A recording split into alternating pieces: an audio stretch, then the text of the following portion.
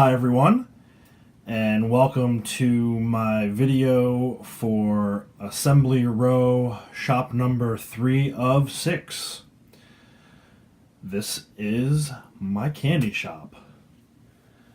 The candy shop originally came about as probably the 5th, maybe even the final shop in this overall idea. As you can tell, it is a corner building. Maybe you can't tell. I'll show you that now. It is a corner building fashioned after the cafe. So again, we've talked about it in the past. Many of these buildings are modeled after the Assembly Square official set. So this one is the cafe.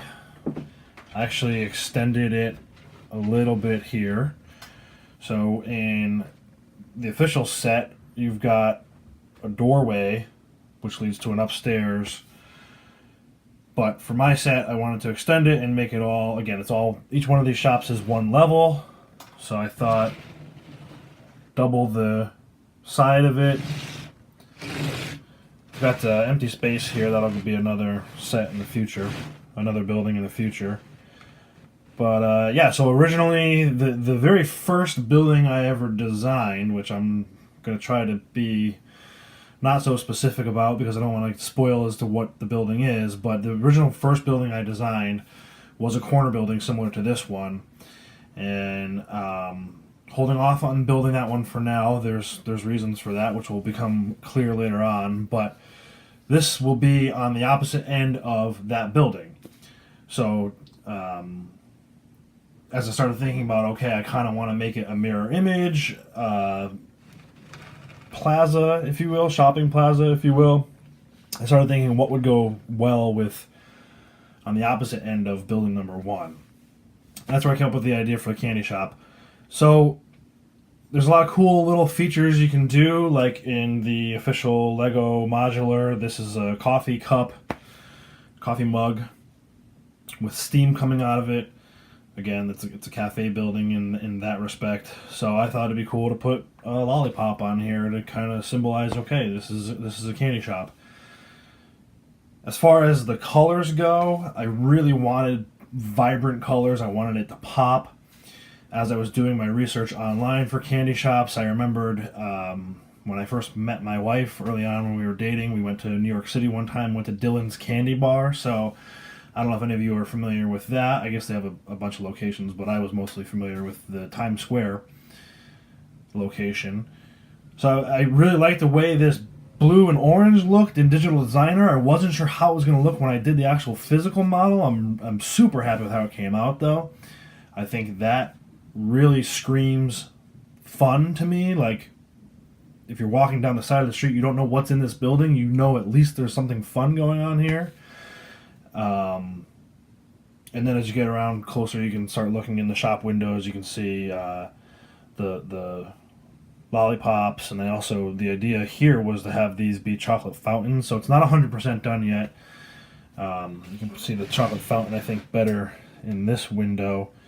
It's a design I stole from I think it was a friend's set. Has like a candy shop in it. So that's where I got the chocolate fountain from. Well, I'll take a better look at that in a moment when we look at the inside. But yeah, so these hanging lights is similar to Assembly Square. I've got the plants out front, similar to Assembly Square.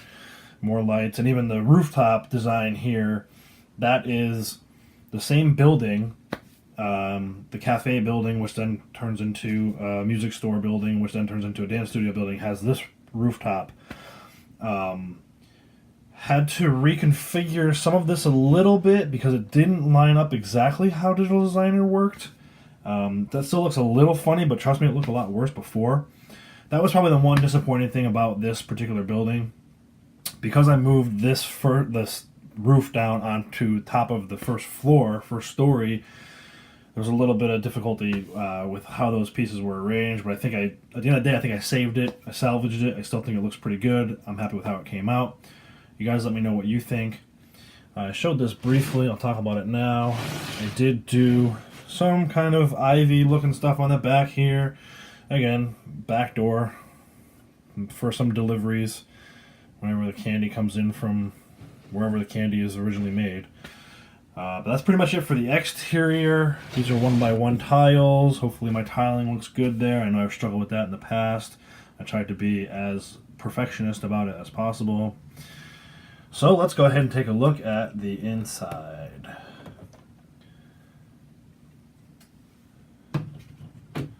So right away I want to point out this back wall.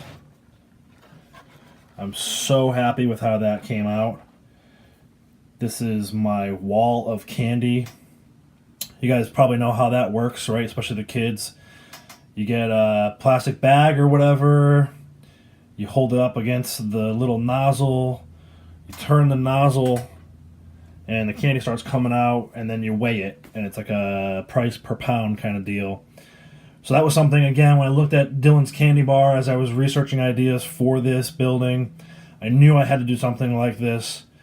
I actually had a different design for it originally, and then thankfully, with the output of Downtown Diner as the modular set this year, I was able to kind of redesign that and have it look, I think, a lot better from what my original design was. But so that's the idea there. You get, again, you grab the shopping bag or the plastic bag, you fill it up with all different kinds of candy, gummy bears, whatever you want to fill it up with, really. And that's the wall of candy.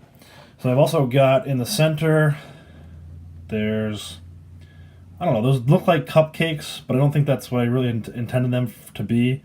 It's more of just a different kind of packaging for candy. Really just had a lot of fun with those swirls. I think I mentioned it in the last video when I did Barbershop. I got a couple versions of Detective's Office, the official Detective's Office set. So I had a ton of those laying around. That's the kind of Prohibition cookies from that whole set, the storyboard from that set. So, and then you can kind of get a better look in the corner by my thumb. That's the chocolate fountain look I was going for on these other two, which haven't been completed yet.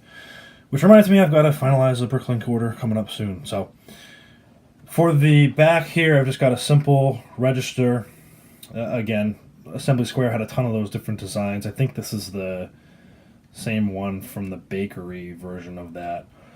And then I took my leftover Al the barber and made him into Al the candy shop owner, candy store owner. So that's pretty much it. I went with 2x2 tiles on the inside, black and white, in order to make the color of the actual candies pop. The tables in the center have some yellow on them. Again, just the idea is make color pop and draw people to whatever it is you're trying to sell there.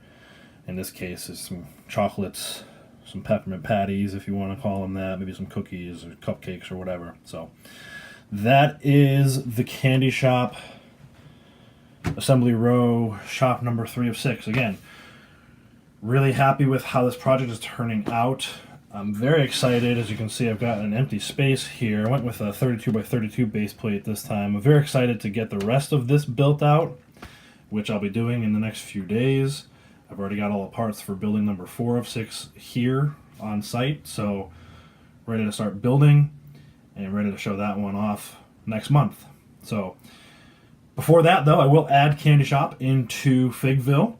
So keep an eye out for the next city tour coming on June 1st to see how that looks in the city alongside the sub shop and the barbershop. Thank you very much for watching as always. Stay tuned for the next one. Bye.